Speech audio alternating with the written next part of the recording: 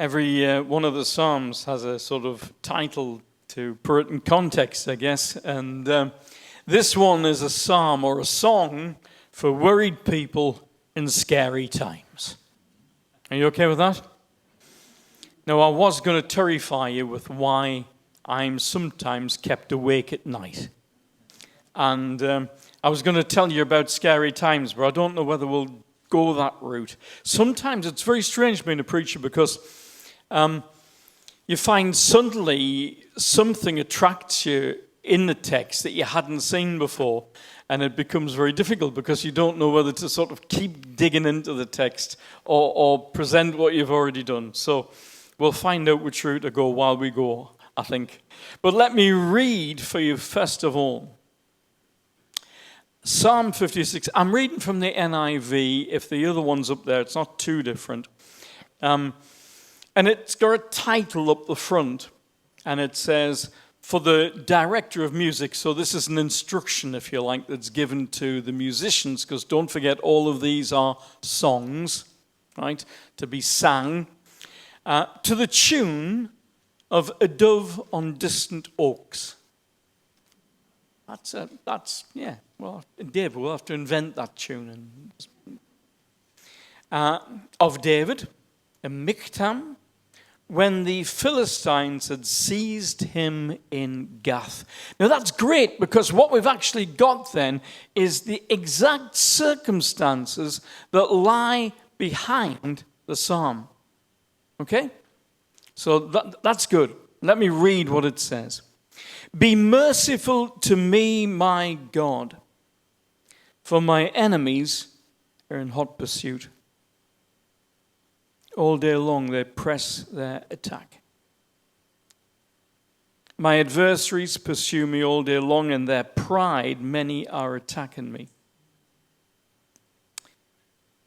When I'm afraid, I put my trust in you.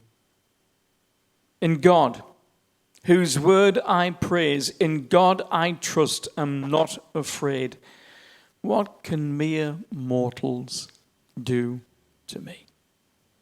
All day long they twist my words, and all their schemes are for my ruin. They conspire, they lurk, they watch my steps, hoping to take my life. Because of their wickedness, do not let them escape. In your anger, God, bring the nations down. Record my misery. List my tears on your scroll. Are they not in your record?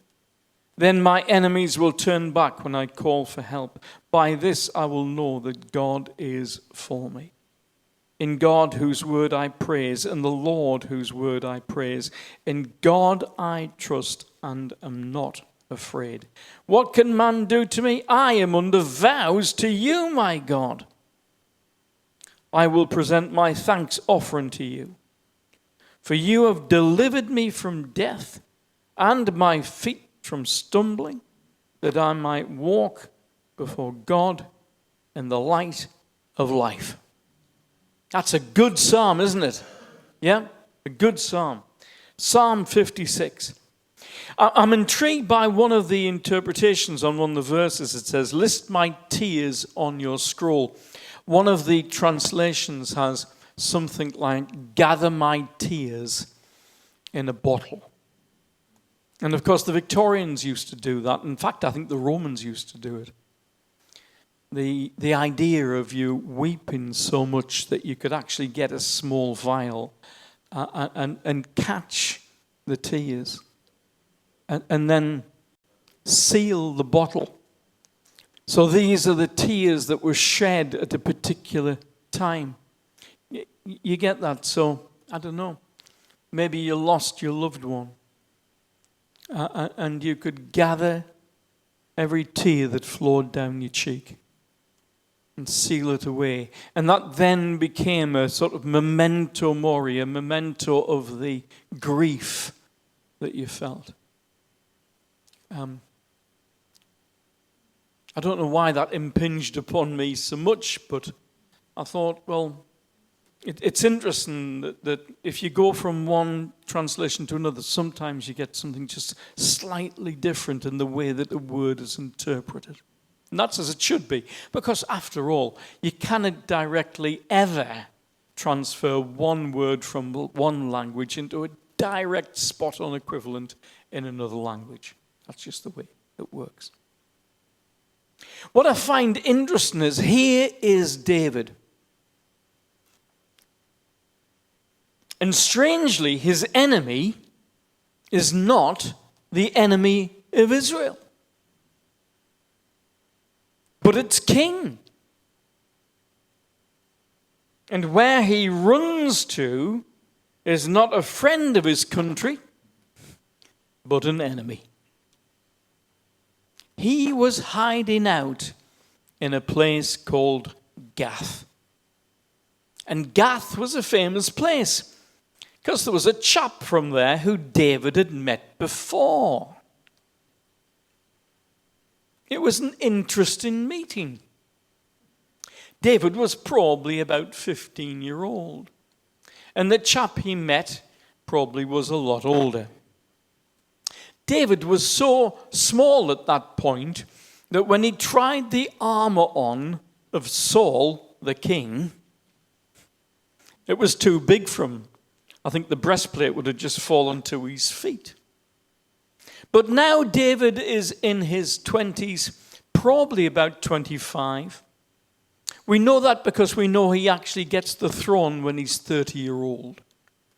So maybe 10 years have passed, and yet this person's name from Gath is still famous because his name was Goliath.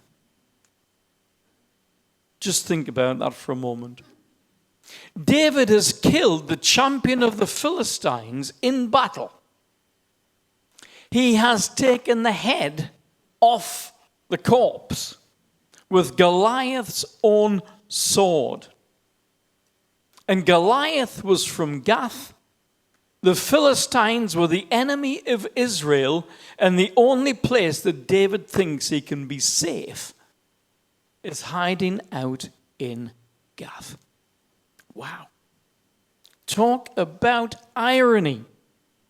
So let's just try and get into this story and try and find why on earth is David so desperate that he hides out in the place of Israel's biggest enemy and the place where the very people have every reason to hate him.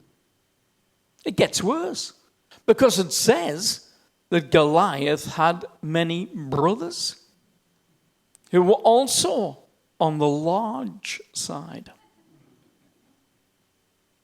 And that's the place that David hangs out. You see, the king of Israel was Saul.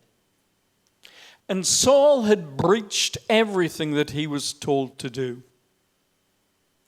He was an opinionated, self-serving man who was determined that he was right and that the prophet of God was not. He felt justified in doing things that wasn't his position to do. He tried to take over some of the priest's duties, whereas the priest was meant to do that and the king was separate. And then when we find that Samuel recognizes that Saul has failed, Samuel goes and anoints David and says, "You will be the next king."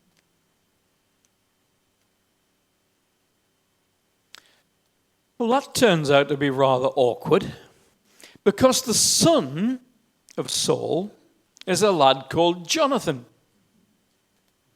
And kings, normally, the crown passes from the king to the eldest chap. It was chaps in those days, not chapesses.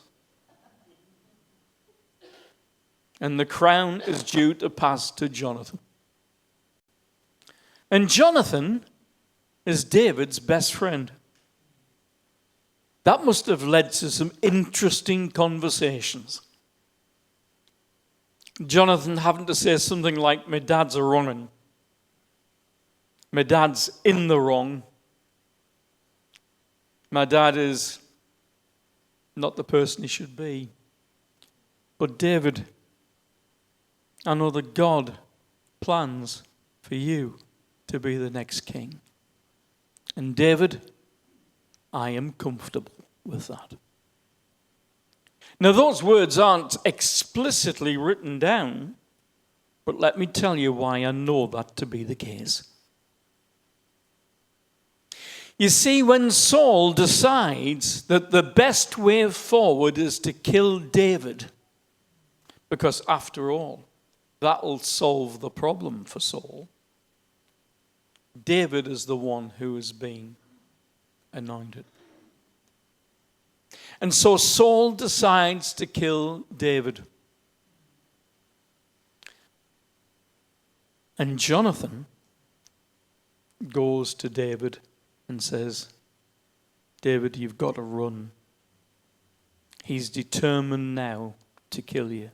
And he will do anything within his power. And believe me, we're going to see some of the things he does. David, you need to run. I'm proud of Jonathan.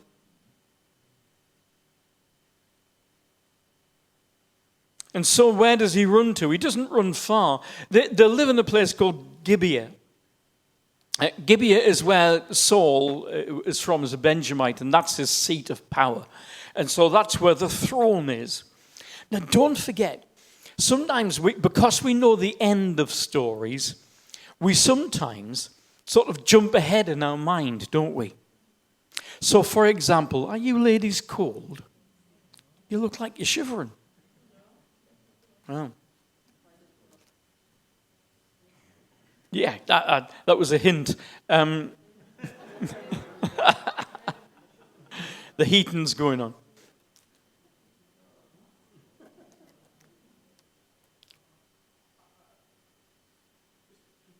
Yeah. But David has not yet conquered Jerusalem. Because we normally think, well, you know, the city of David is in Jerusalem. And of course, it's not where you look at the map of Jerusalem today. It's just that little bit down the bottom edge. That was the ancient city of Jerusalem, not where the temple is now. In fact, it's, of course, David's son Solomon that builds the temple. So before the temple isn't there. And Jerusalem itself, as I say, is only this sort of like strange shaped bit on top of a fortified hill. But David hasn't conquered that yet. It's too late in the story. So we earlier than that. But the place he runs to is a city called Nob. And this is where the priests are based. Now, it probably was only just outside in fact, inside modern Jerusalem, because it was probably just over the top of the hill of the Mount of Olives. And that was the city of Nob. We read later on in the story that there's 85 priests there. And of course, if there's 85 priests there, all the priests marry and had to marry and have children. So we've probably got a community of around about 400 people. And that's where David runs to. Now, it's not far from Gibeah. In fact, all this happens within a few little miles until David runs. Because if you think of Wynyard Hall, that's about the distance from Gibeah to here. Was the distance from Gibeah to the Mount of Olives. Right? So only a few miles. And David runs, and he's hiding out, and he's there. It says, then David came to Nob and Ahimelech, the priest. And Ahimelech came to meet David. Interesting word coming up. Trembling. And he said to him, why are you alone and no one with you? So I'm sure at this point the word had gone out. David is a hunted man. And the priest who greets him says, "Why are you here by yourself?" And he's trembling. This is a tough moment. Now, of course, when Jesus tells the story of this incident, he gives details that we don't find here. Because Jesus says, "Have you never read what David did when he was in need and hungry? He and those who were with him, how they entered the house of God and ate the bread of the presence, which is not lawful for any but the priest to eat, and also gave to those who were with him." So I think what happened was this. David has a small number of men with him. We don't know how long they've been hiding, but they are all hungry. And they go not just to the city, but they go to the temple. Now, again, when we say the temple, what do we mean? We don't mean a building made of stone. In Exodus, of course, we know that it was like a tent, a mobile structure, very, very thick material, on posts, and those posts were put in the ground, and that formed the perimeter of the temple with all of the objects inside. Now, when they get into Israel, Canaan, and they conquer, the tent moves to a new home in a place called Shiloh. And it was there in Shiloh for a long time. Now, they're excavating that at the moment, and there's some great stuff on the internet. Well, there's some horrible stuff on the internet as well, but that's a different matter. But on Shiloh, there's some archaeological digs going on, and they found the actual stones where the posts were put in for the holding of the temple, of the tabernacle, the tent, if you like, that was in Shiloh. Now, we know at one point after that the Philistines destroy Shiloh. And briefly, they capture the Ark of the Covenant until the Israelis get it back. But what it seems as if they move the temple, the tent, think tent, and they move that to Nob, just where it is roughly on the Mount of Olives. And we're going to find that shortly after this, it's going to move again to where Saul is based, to Gibeah. Because Solomon himself sacrifices there at that place. And that's the last place before the temple is built. I hope you don't mind me doing these little excursions, but it's important stuff, I think, that we understand the scriptures. We understand the landscape. It's important that we understand the history of what happened. So in 1 Samuel, he says, "You've come alone." I reckon the guys who are with him, and there's probably not many, but they're waiting outside. And then what we find is that David does something terrible.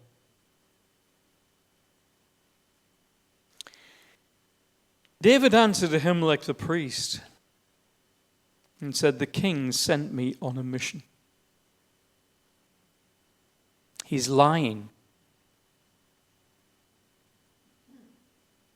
And then he continues, and he said to me, "No one's to know about this mission I'm sending you on. As for my men, I've told them to meet me at a certain place."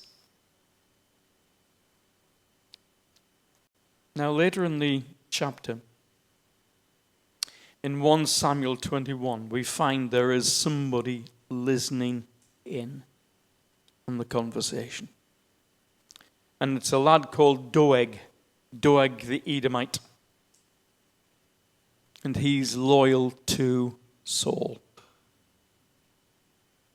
So what David has done, he's gone to the city of the priests. He's starving. His men are starving. Jesus has told us that. He's gone for one reason. He's gone to get some bread.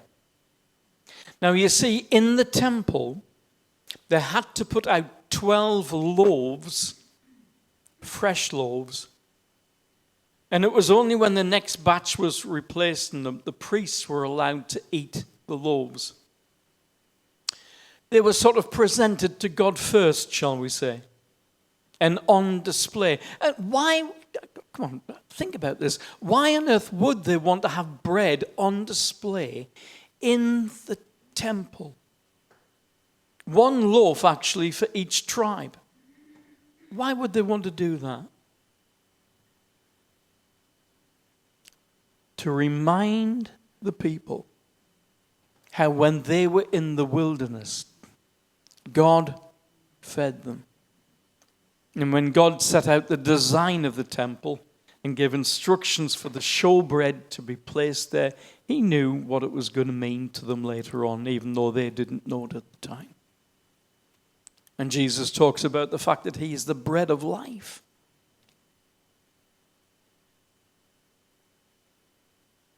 And so what happens, David says, can I have the bread?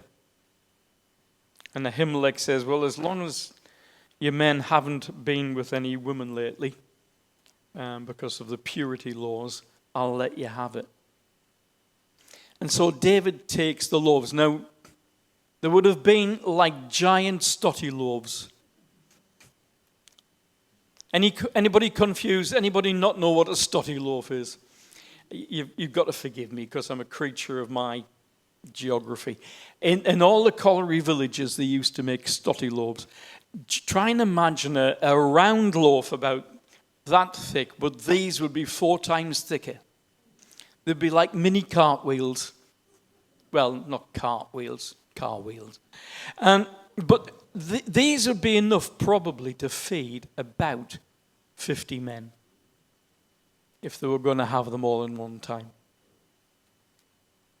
Having said that, they probably put some of them in their kit bag and went. Now we know at this point that David actually doesn't have many men with him. Probably just a handful.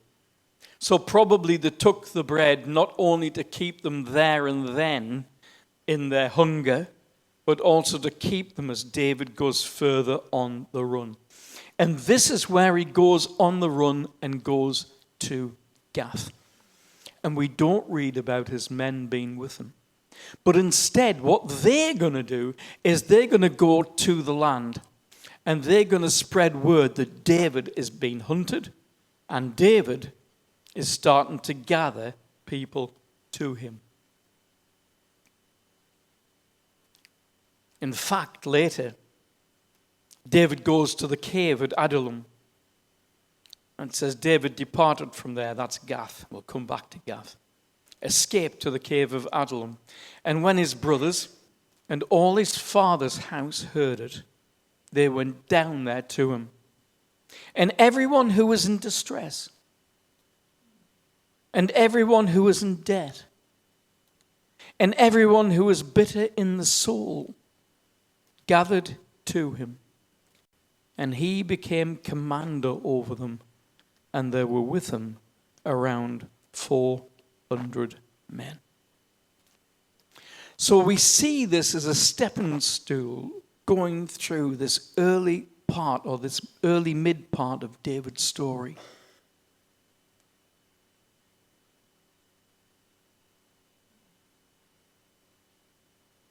I wish I could give you good news about the city of Nob.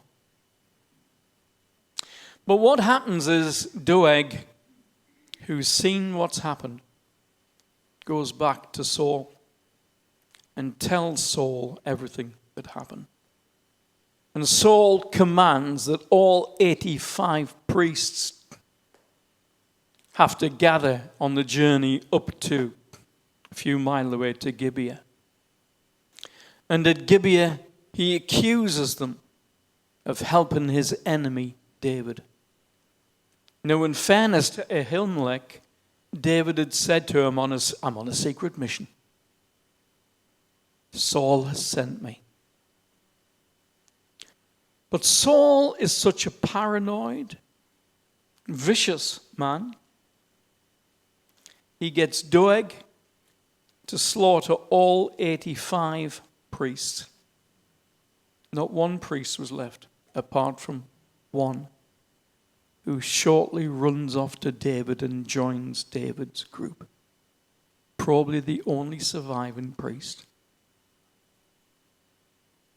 And then Doeg is instructed, go back to Nob and kill every woman and every child, kill all their livestock, and make sure the city is completely finished. And so David's lie has a terrible consequence to it.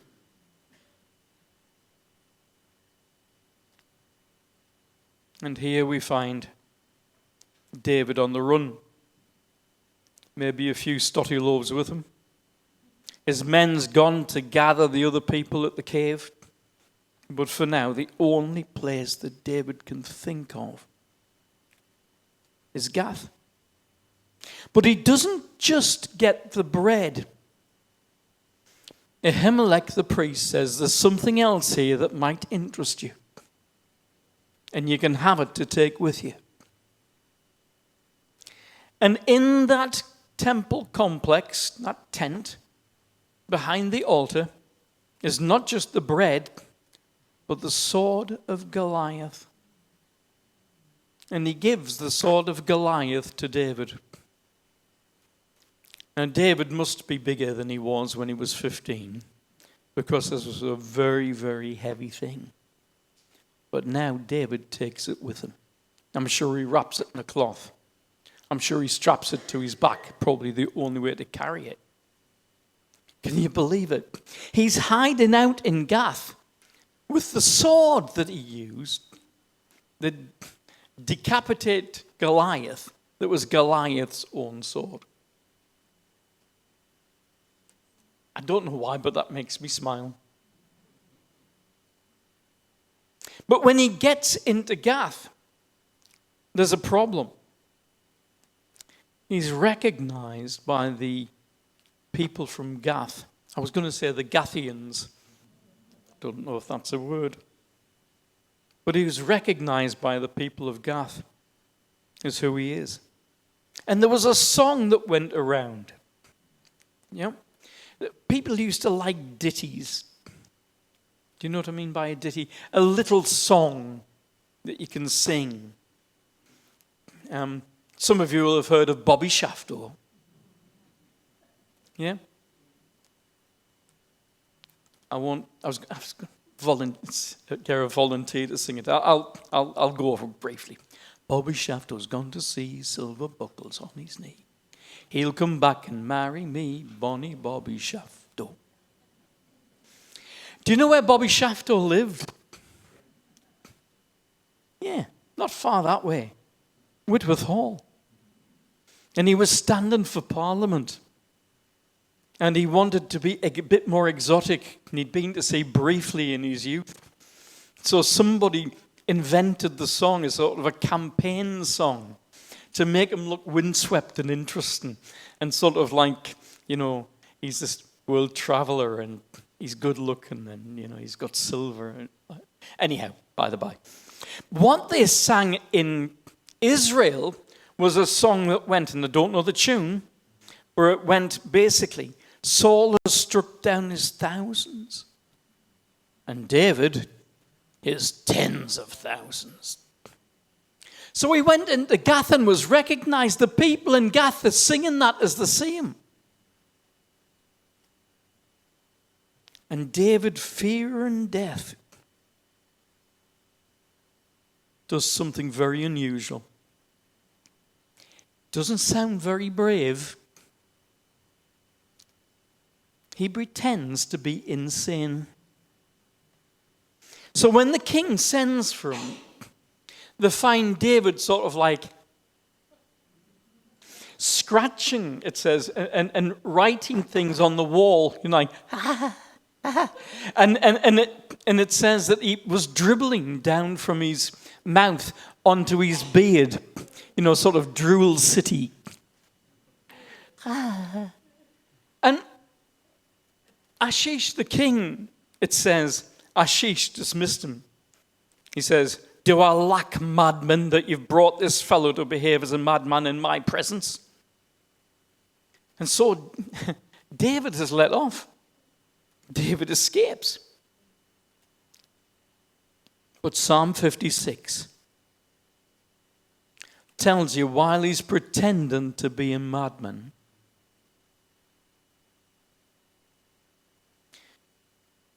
while he fears for the future, while he knows that Saul is chasing him, while he knows that his lie is leaving the priests slaughtered, lying in their own pools of blood. And David knows what will happen to him and anybody else around him who's caught by Saul. This psalm is a psalm. In fact, I'm going to read it to you again. Now that you know that, be merciful to me, my God. For my enemies are in hot pursuit. All day long they press their attack. My adversaries pursue me all day long, and in their pride many are attacking me. When I'm afraid, I put my trust in you, in God, whose word I praise, in God I trust, and am not afraid. What can mere mortals do to me? All day long, they twist my words. All their schemes are for my ruin. They conspire, they lurk, they watch my steps, hoping to take my life. Because of their wickedness, do not let them escape. I wonder whether he's thinking of Ahimelech and his death at this point. Because of their wickedness, don't let them escape. In your anger, God, bring that nation down. It says, bring the nations down. Record my misery. Catch my tears in a bottle. Are they not your record? Then my enemies will turn when I call for help. And by this I will know that God is for me. In God whose word I praise, and the Lord whose word I praise. In God I trust and am not afraid. What can man do to me? I am under vows to you, my God. I will present my thanks offering to you. For you have delivered me from death and my feet from stumbling, that I may walk before God in the light of life. He was terrified. He was scared. And he wrote this psalm, and this psalm, frankly, is a wonderful psalm for anybody who's scared of the future. And friends, we've got things we should be scared of that lie ahead of us and around us. I was going to list them. I'm not. But we're living through change such as we can never imagine. You think you've seen change? You haven't. The change is going to be like a tidal wave that's going to hit us very, very soon. Now, we'll just mention this on the way. I don't think there's a job that's safe.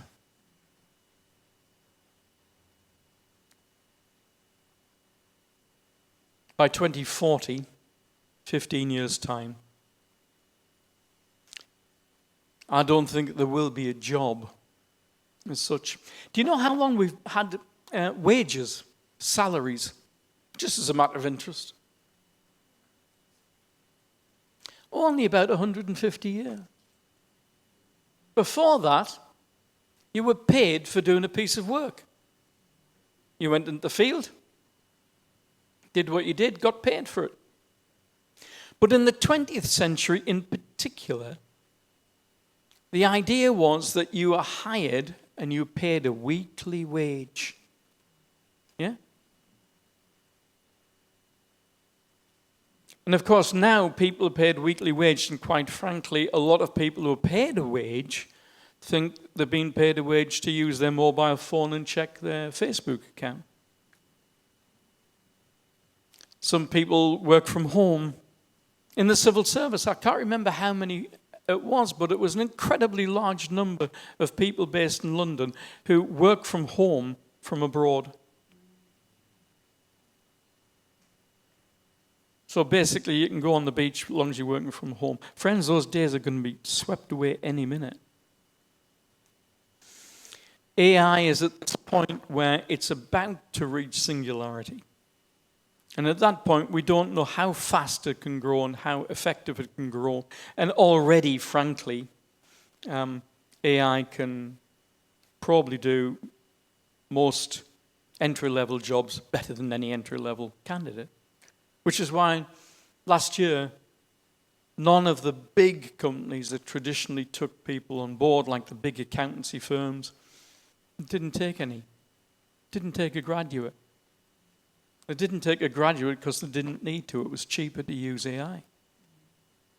And there's people going to go to university next year who, when they come out of university, will find there isn't a job for them at all in the field that they're in. There's a tidal wave coming. And you might think, well, that's all right because I do manual work.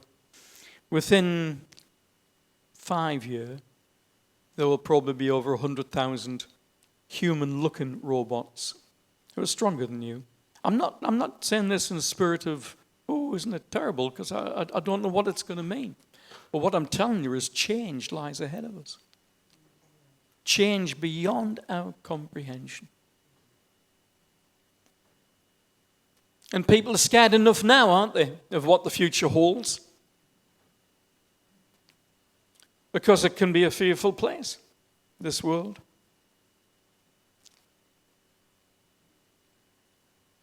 It was scary for David because he'd been anointed, but hadn't yet come into that to which he'd been promised. You got that? Can you imagine what's going through his mind at this point? He's only got a handful of people with him, if that. In fact, in Gath, he's probably alone. He's thinking, well, there's Samuel. He anointed me and told me that I'm going to be king. Was it all foolish bluster? You see, at that moment, we recognize within the psalm, he reconciles his fear back to the promise of God. Because he turns around and says, when I'm afraid, I will praise you. I will trust in you. And I'm sure that's critically important for David because he has to keep his identity as the future king as something solid inside him because God has promised this to him. And David cannot let go of that to which God has promised. By gum, David makes some terrible mistakes in his life. What he's done to this city of Nob, I tell you, that's shocking. Lying, putting every one of them in danger to their death. And of course, I don't have to tell you about Uriah the Hittite after David sees Bathsheba. I don't have to tell you about the stupid mistakes he makes regarding his sons. But I love the heart of David, and God does too. Friends, I want you to remember who you are. You are children of the Most High. You are children of the King. Now, I know it doesn't feel like it when you're out in the rain and your boots leak and you're carrying what you shouldn't be carrying because it's too heavy. When you look around and the skies are grey and miserable. Friends, I want us to remember that we are children of the King. And a promise has been given to us. This is an unbreakable promise. If I go, I will come and I will receive you to myself. Friends, grey skies, horrible neighbours, the kids that seem threatening that lurk outside the house and kick the wall, whatever. I want you to understand who you are. And the promise of God is something that couldn't be broken for David. He couldn't see what lay ahead. He couldn't picture it. But friends, I want you to understand who we are in God. It's all too easy to think that everything has gone wrong. You look at your plans for your life and you look at where you are. And sometimes in life we find ourselves in Gath. Not only that, everybody thinks you're mad. Well, they had reason to think it. He's probably alone. He doesn't know how successful it's going to be for those people who've gone out. They're going to bring his parents to the cave, a giant cave. And they're going to bring his parents, and then after that, David takes them actually into Moab and says, you'll be safe here. Can you think why that might be? Thank you. Because Ruth had been a Moabite, so in fact they were going back to their distant family, great-grandfather's house, if you like, in Moab, but a place to keep them safe. And that's good for David, because once Jesse, his dad and his mother, is safe, then he feels more comfortable, if you like. But it must have gone through his head at this point, I can't be king with only a handful of supporters. I can't come into the promise because he has an enemy who's trying to kill him.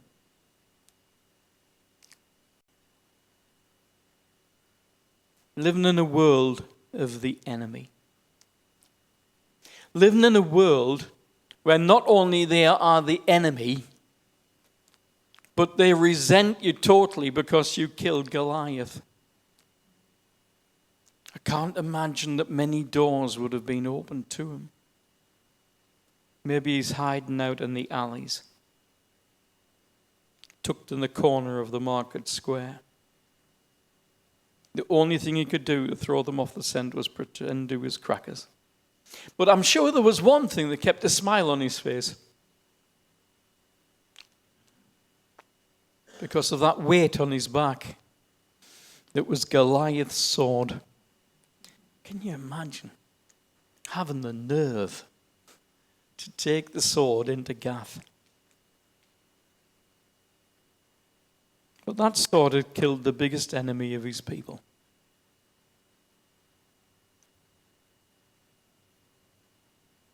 We mustn't be afraid of fearful times.